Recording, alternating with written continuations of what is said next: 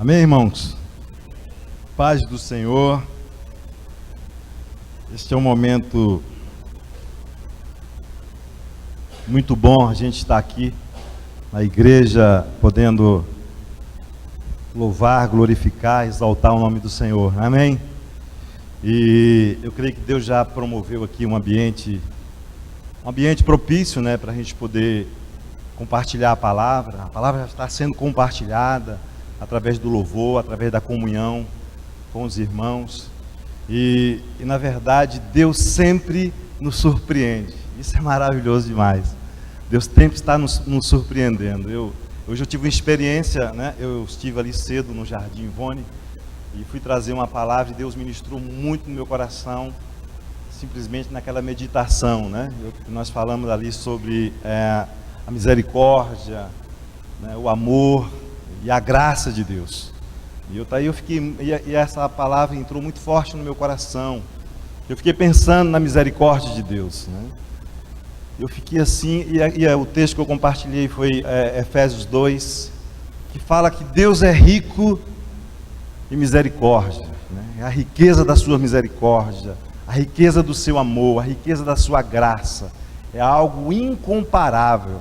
É algo que vai muito além da nossa imaginação, vai muito além das nossas expectativas. Isso é a graça de Deus, né? Se nós estamos aqui é por causa da graça de Deus, né? E você realmente precisa entender essa graça de Deus. Você precisa entender essa misericórdia de Deus, né? Que é Deus fazendo muito mais nas nossas vidas. É Deus nos assistindo, é Deus olhando para as misérias do nosso coração, né? Há um projeto de Deus para essa igreja, há um projeto que está no coração de Deus, para que pessoas sejam alcançadas, para que pessoas sejam restauradas.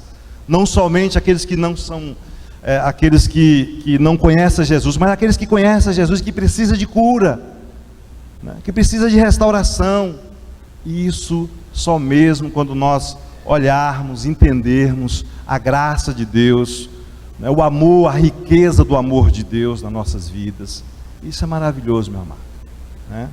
Gostaria de compartilhar um texto com vocês, se vocês puderem abrir aí, se encontra lá em Marcos.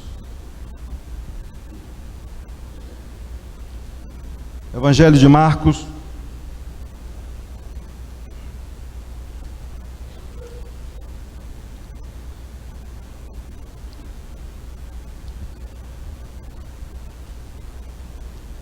Marcos 15.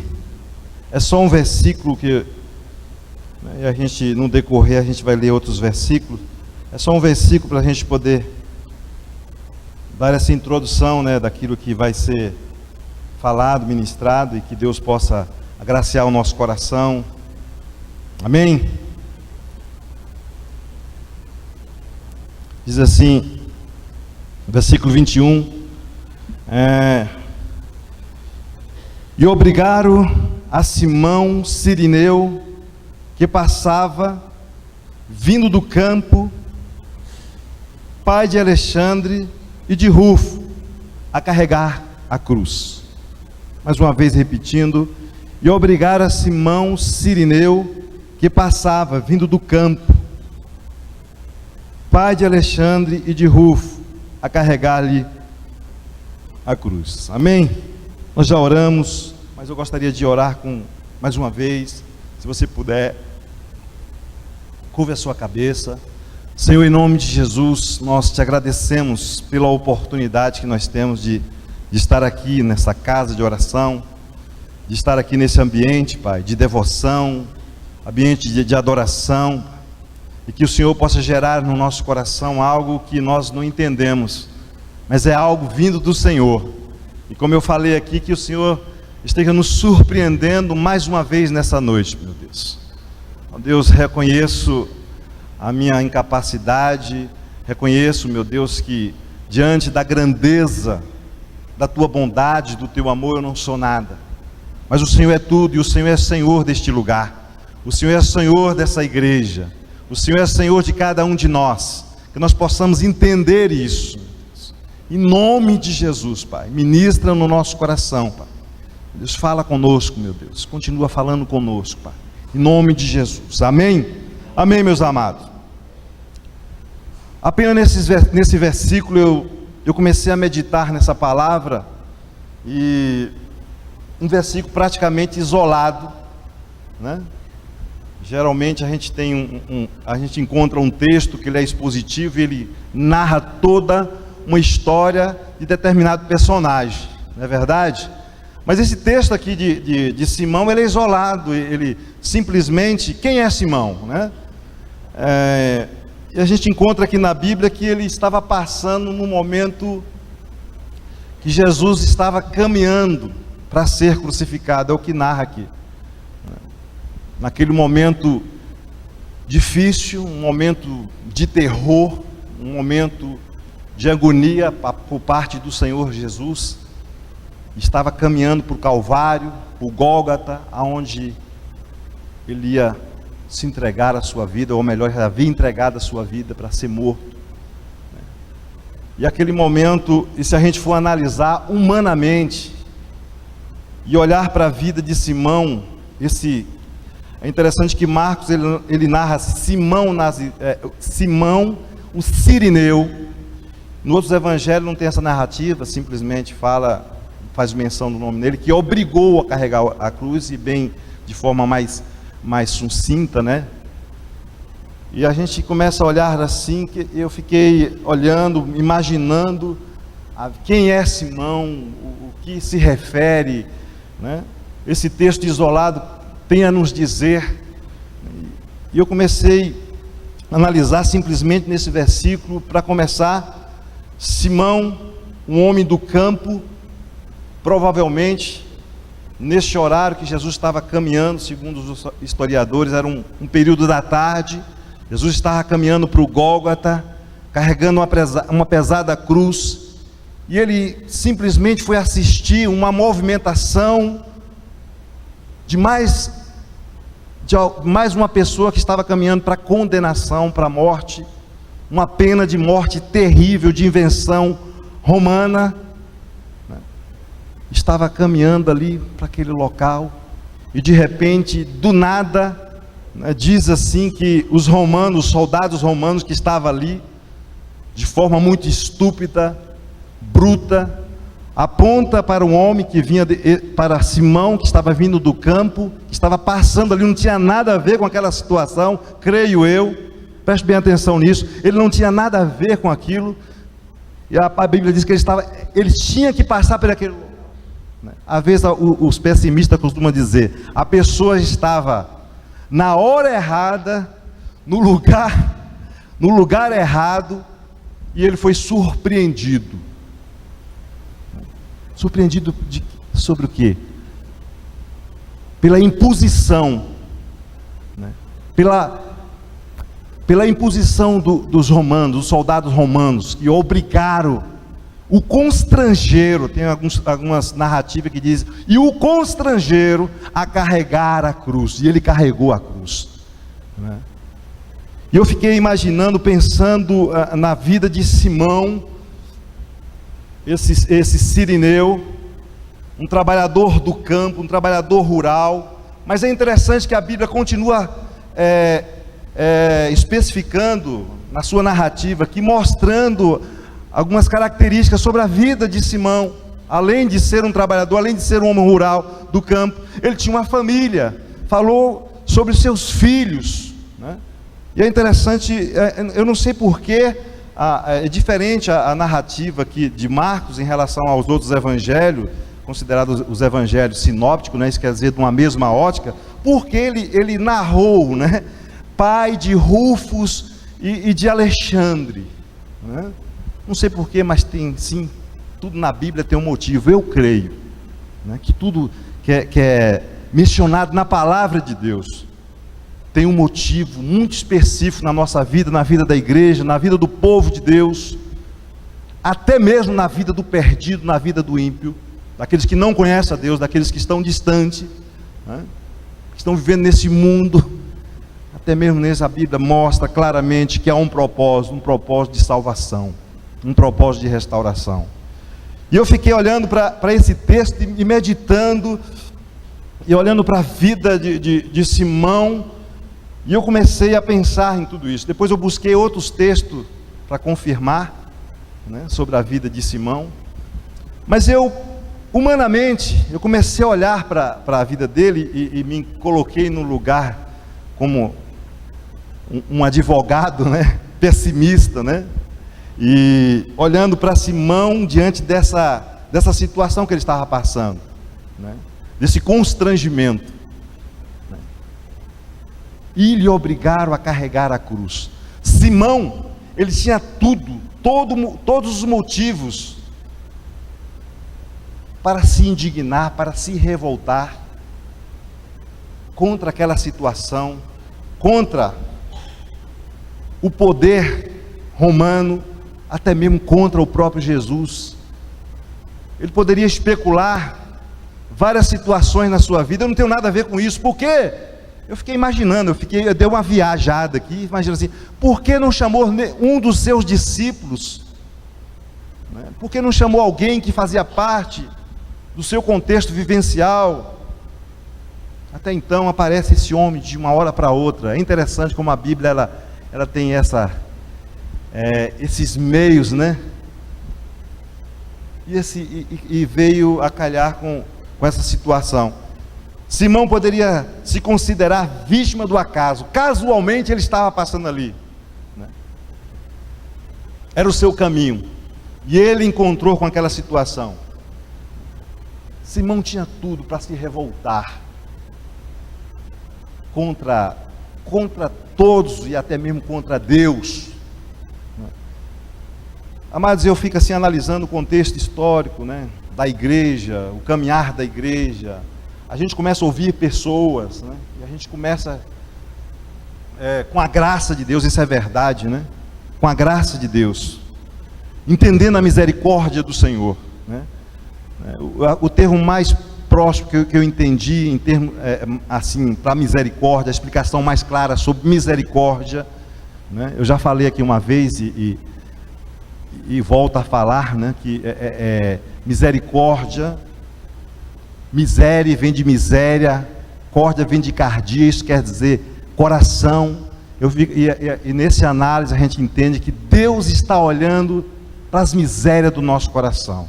E graça é um favor da parte de Deus em relação ao ser humano, em relação ao homem, que o homem não merece.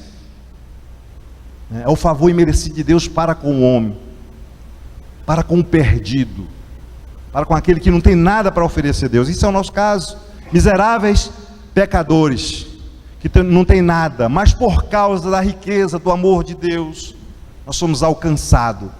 Eu fui alcançado, você foi alcançado, né, por essa graça, porque Deus é gracioso, Deus é maravilhoso, né, por causa do seu perdão, revelado na cruz do Calvário, né. E a gente entende, amado, que um dos maiores pecados do ser humano é a autodependência, né, ele achar que ele não precisa de ninguém, e até mesmo de Deus. Isso eu estou falando a nível de igreja, a nível espiritual, vamos espiritualizar essa realidade aqui, né? Às vezes o camarada ele acha que ele pode tudo, que ele tem aquela capacidade, ele nasceu com aquela habilidade, mas na verdade a gente entende que isso é um pecado, né?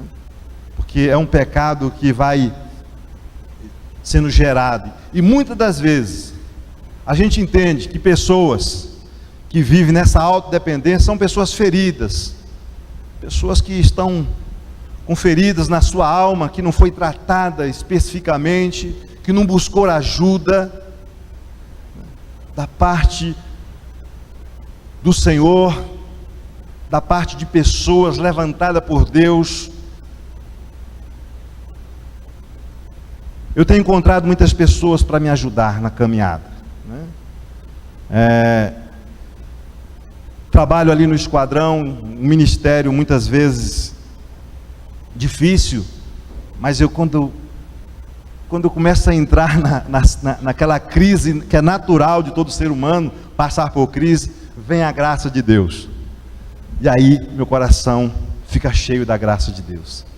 Às vezes coisas que a gente nessa caminhada, assim, eu me vejo incapaz, isso é muito bom, eu me vejo incapaz, eu lembro da graça de Deus, Eu lembro do olhar de misericórdia de Deus para a minha vida. E dizer, mais uma vez eu estou te levantando. E é interessante falar em misericórdia. O profeta Jeremias dá uma definição. Ele traz um conceito, né? Lá nas suas lamentações de Jeremias, ele traz um conceito dizendo assim, que as misericórdias de Deus é a causa de não sermos consumidos, não sermos extinguidos dessa... É a causa de não sermos consumidos. Então eu fico assim imaginando, que coisa maravilhosa, né? E essas misericórdias, ele continua dizendo que essas misericórdias de Deus, ela se renova a cada dia. E eu começo a entender assim, que o perdão de Deus, ele se renova em prol da minha vida, né? Que o olhar de misericórdia, o olhar de compaixão de Deus, ele se renova todos os dias, né? Amados, é interessante a gente olhar para isso, né? Porque muitas das vezes a gente carrega aí vários sentimentos, sentimento de culpa, sentimento de perda, sentimento sei lá o que, né? De coisas ruins que muitas vezes afetam o nosso coração, afetam a nossa alma, e que precisamos entender que há um olhar de amor. Não sei porque eu estou caminhando para falar isso com vocês, mas há um olhar de amor de Deus em prol da sua vida, em prol da minha vida, em prol das nossas vidas, em prol da vida do perdido. Há um Deus rico em misericórdia, e aqueles que o conhecem sabe disso. Esse olhar, ele continua, né? Ele continua.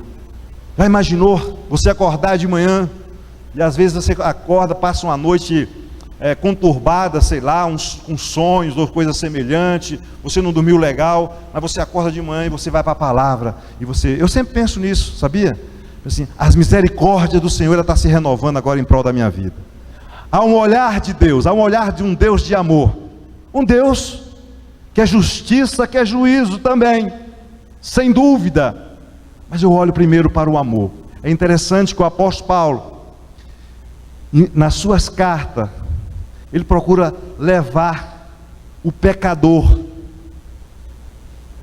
e até mesmo os salvos, a olhar primeiramente para o amor de Deus, para depois olhar para a justiça de Deus, para depois olhar para o juízo de Deus, que vem sem demora, está à porta, né? Isso é uma verdade, não podemos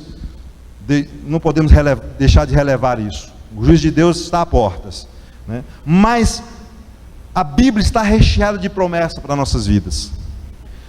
Então a gente voltando aqui, entendendo a vida de Simão, voltando para o texto aqui, para esse versículo, único versículo, eu estava meditando nisso. Simão, ele teve um encontro com Jesus, numa situação, vamos dizer assim, numa situação crucial. Mas aqui eu fico imaginando quando essa transferência da cruz, olha só que coisa, é algo muito forte, nessa transferência, né, daquela cruz prezada, do madeiro, foi colocado nas costas de Simão, sendo constrangido, houve um olhar, eu fico imaginando assim, ele olhou para o mestre, talvez ele olhou assim dizendo, eu não tenho nada a ver com isso, mas ele olhou e percebeu grandemente, um olhar de amor, um olhar de compaixão, né? Um olhar que envolveu a sua alma, eu quero mais uma vez olhar Simão após esse olhar. Simão poderia voltar para sua casa, Simão poderia voltar para sua casa e dizer para sua família, e dizer para Rufus, como diz aqui, dizer para Alexandre, olha, o meu dia foi um dia terrível, o meu dia foi um dia assim de pesar, de tristeza, mas só que ele entendeu, a vida daquele que ele ajudou a carregar a cruz, era o Salvador da sua vida, né? Que estava caminhando para o Gólgota. Eu não sei se Simão acompanhou até o final, mas uma coisa eu sei, amado, Simão voltou para casa, mas voltou diferente. Simão voltou para encontrar com sua esposa, com seus filhos, Rufus e Alexandre, com um maravilhoso. Eu me lembro, olha só que maravilha, eu me lembro, a gente lá no esquadrão, a gente tinha um culto durante os dias de visita, e antigamente o esquadrão trabalhava também no sistema involuntário, as pessoas eram internadas involuntariamente, então tinha todo um acompanhamento, precisava alguém monitorar 24 horas, até o cara dormindo tinha que ser monitorado, e assim o pastor conhece essa realidade, já esteve lá orando pelo pessoal, o pastor ficava até assustado com os caras, mas era isso. Mas aconteceu uma coisa que me marcou, olha gente, tem coisa que surpreende a gente. Tinha uma família lá, um casal, olhei assim, um casal distinto, novo, não me lembro o nome, mas sei que aquele casal, ele estava vindo assim, o rapaz o processo de recuperação dele foi crescendo, ele entendeu que ele precisava de tratamento, aí ele veio para o contexto voluntário, e esse casal, os seus pais, eles vinham ali, a gente tinha um culto, e tinha muita gente que falava assim, eu não vou no culto não, que eu já tenho a minha religião definida, eu não vou entrar não, né? Eu sou tal, não vou fazer aqui menção, eu sou da religião tal, então eu não vou, então amém, tudo bem, olha, na verdade nós não pregamos religião, nós vamos trazer um texto reflexivo da palavra de Deus. E na maioria das vezes, quem dava essas reflexões era eu. E eu me lembro muito bem que aquele casal, ele sentava na frente, né? E eu lembro assim, os cultos acontecia um período da manhã, das 11 horas, mas tinha que ser muito rápido. Era ali 10 minutinhos de palavra, bem focada mesmo, voltada para o contexto terapêutico, uma palavra de cura, uma palavra de ânimo, uma palavra de motivação, porque imagine, sua família estava visitando alguém que quase se sucumbiu em função das drogas. E aí, eu olhava para aquele casal, olhava ele assim na frente e percebi que eles nunca tinham entrado numa igreja evangélica. Depois ele compartilhou comigo, eu nunca fui numa igreja evangélica, pastor. Eu nunca entrei assim, mas eu não percebi, eu não entendia, né? Eles eram empresários, né? Eu nunca fui para uma igreja, nada, sabe? Eu fui na igreja quando eu era, mas não entendia. Hoje eu entendo que realmente isso que está falando é verdade, né? E eles foram assim, eu me lembro muito bem que foram 3 visitas, aí depois veio a alta do filho, ele foi embora. Passado um tempo, o psicólogo do esquadrão, o Cláudio, o Salviano, ele acompanhava as estatísticas das pessoas que passavam involuntariamente, para ver se estava, né, bem ou não, né? E ele ligou para a família, para esse casal, depois ele compartilhou comigo, e ele disse assim, olha, aquela família, os pais daquele rapaz grandão, né, que deu trabalho, aquele rapaz, eu liguei para ele, para saber do rapaz, ele falou assim, que o rapaz não estava muito bem, não estava na situação, precisando de recuperação, mas ele não estava legal, os pais dele estavam dizendo assim, que espiritualmente, o filho dele não estava bem, não estava indo à igreja, porque ele falou assim, ó, eu não sei da vida dele, mas enquanto a minha, o esquadrão foi uma benção para mim, porque foi lá que eu conheci Jesus, e a minha vida está sendo transformada. Cara, quando ele me falou aquilo, eu lembrei claramente daquele casal que sentava à frente, sedento pela palavra, né? Eles se converteram, eles procuraram uma igreja, aí falou lá, estou aqui, tem um pastor caminhando com a gente. Eu falei, Deus, que maravilha, né? Que maravilha esse encontro com Jesus. Eu simplesmente testemunhava desse amor, simplesmente como eu estou testemunhando para vocês aqui. E essa família foi alcançada. Isso só foi um dos casos, existem N casos, né? E aquela pessoa foi transformada, eu fiquei muito feliz com aquilo. Por isso que eu digo sempre, Deus sempre está nos surpreendendo em relação a pessoas, em relação à nossa própria vida, à nossa particularidade, em todos os sentidos. Simão foi surpreendido, poderia fazer daquilo uma grande tragédia na sua vida, mas ele optou por algo diferente. E eu gostaria de ler com vocês Romanos, só para a gente ter o que aconteceu na vida de Simão.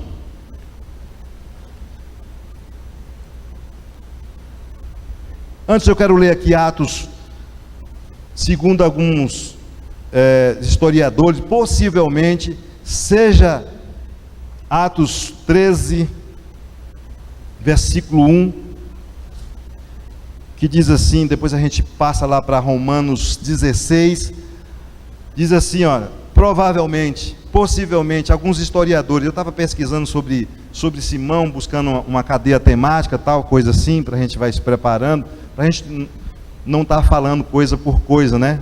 Não está falando nenhuma heresia. Mas aqui diz assim: havia na igreja de Antioquia profetas e mestres. Simeão, aqui ele traz outro nome, Simeão, por sobrenome Nirge, que quer dizer negro, né? E provavelmente é o mesmo Simão, né? E olha só o que aconteceu na vida desse homem. Ele se tornou uma liderança, ele se tornou um líder, né? Um mestre, um profeta na igreja de Antioquia, né? E se ele morava em Cirene, se você for analisar o mapa antigo, né, do Novo Testamento, você vai perceber que há uma proximidade ali a essa região de Antioquia, né, aonde foi estabelecida uma igreja. E essa igreja é mencionada aqui em Atos. Mas lá, e o que eu achei mais interessante, está lá em Romanos 16, se você puder abrir também, acompanhar. Não sei qual é a sua tradução, mas a minha tradução diz assim,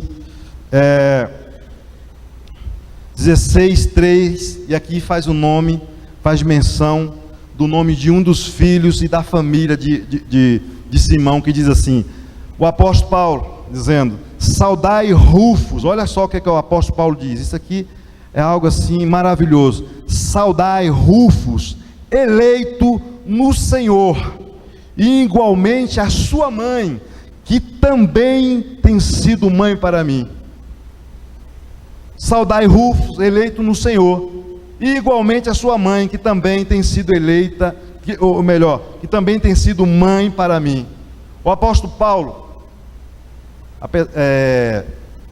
antes Saulo, um perseguidor, obstinado, antes de se converter, ele era um perseguidor obstinado, que perseguia intensamente. A gente vê a história do apóstolo Paulo, lá em Atos, se não me engano 16, é isso?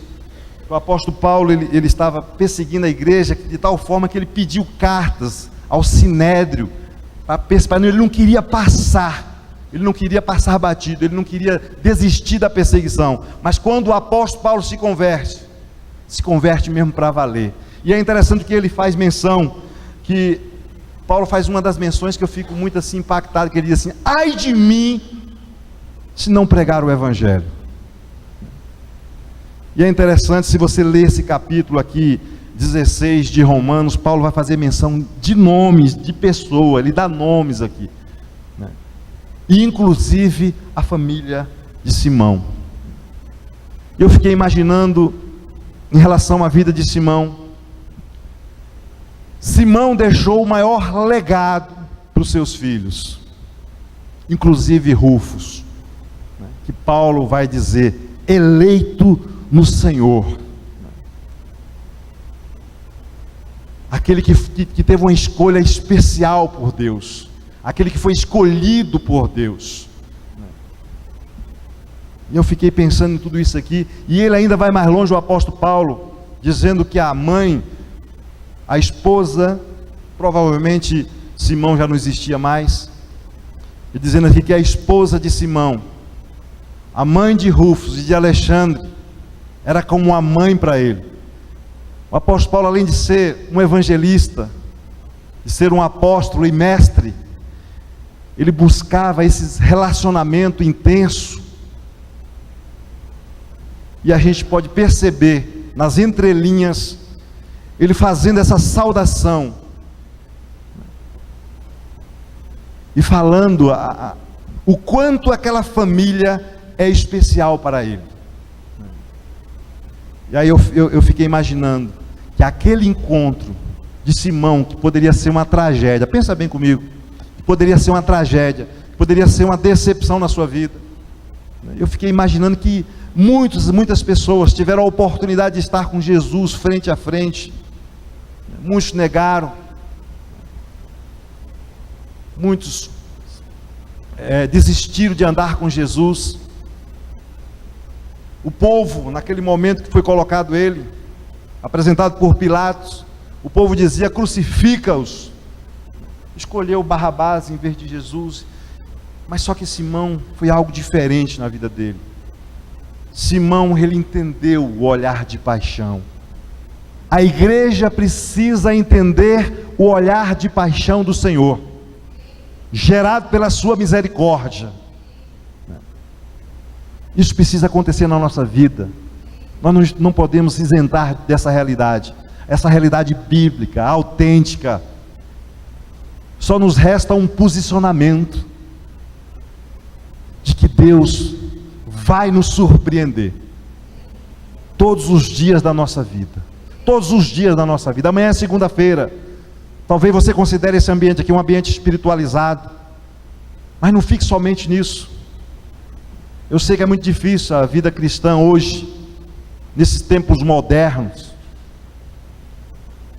ou até mesmo nesses tempos pós-modernos, desse avanço da tecnologia, toda essa proposta sedutora que vai surgindo e vai se infiltrando na igreja. Mas nós, como igreja, a igreja apaixonada, uma igreja apaixonada por Jesus, é uma igreja apaixonada por almas, uma igreja que abre o coração, uma igreja que não foca nos problemas, porque problema vai existir, as imperfeições sempre vai existir, por isso há misericórdia de Deus nas nossas vidas.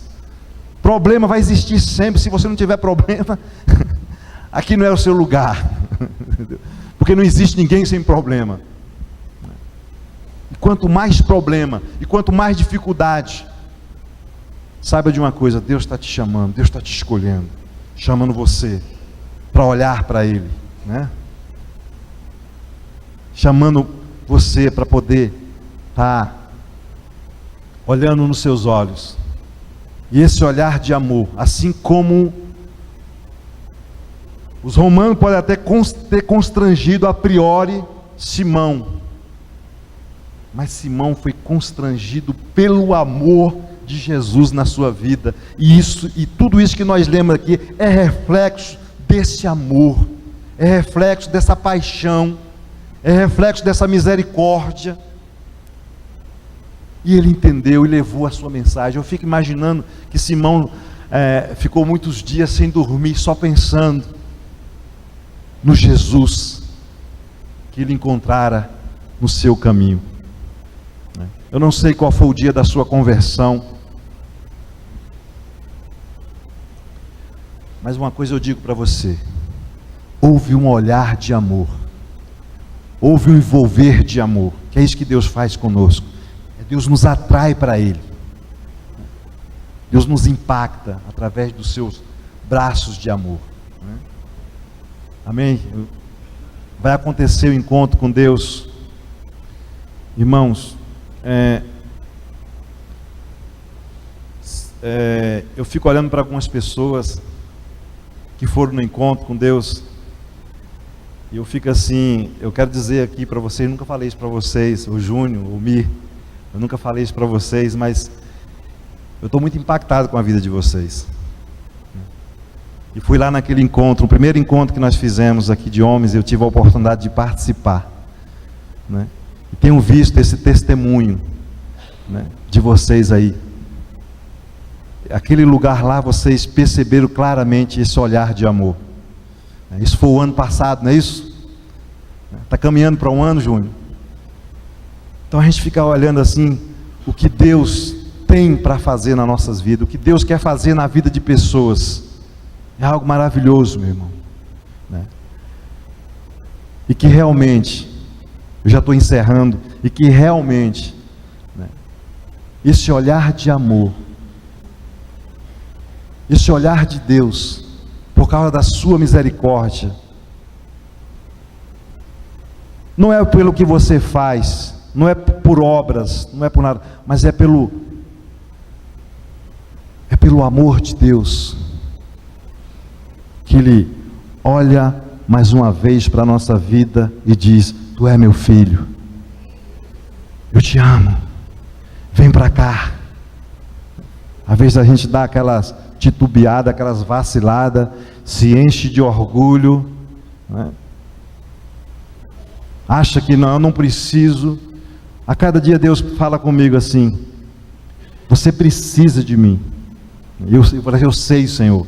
E Ele diz ainda mais: você precisa das pessoas, né? Você precisa amar as pessoas.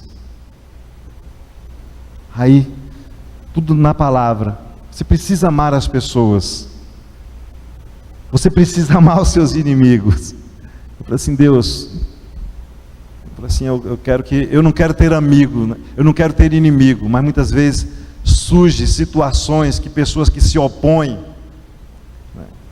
que você nem se espera. Poxa vida, eu fiz tanto por essa pessoa, e já aconteceu comigo, e acontece comigo várias vezes. Às vezes você ajuda uma pessoa, e a pessoa, depois de um tempo, ele acaba se opondo a você, te criticando, né, resistindo, e você percebe claramente que aquela pessoa, ele está realmente fazendo um caminho aí da ingratidão, do descompromisso, e você fica olhando assim, poxa, ajudei tanto aquela pessoa, mas ele não entendeu, e ele assim, e muito pior ainda, aquela pessoa acaba se virando para o outro lado, se opondo, né? Aí você olha para a palavra de Deus e diz assim, que você tem que amar, e tem que orar por aquelas pessoas. E existem também aqueles que aproveitam de situações para te perseguir, e a Bíblia diz que a gente tem que orar por aqueles que nos perseguem.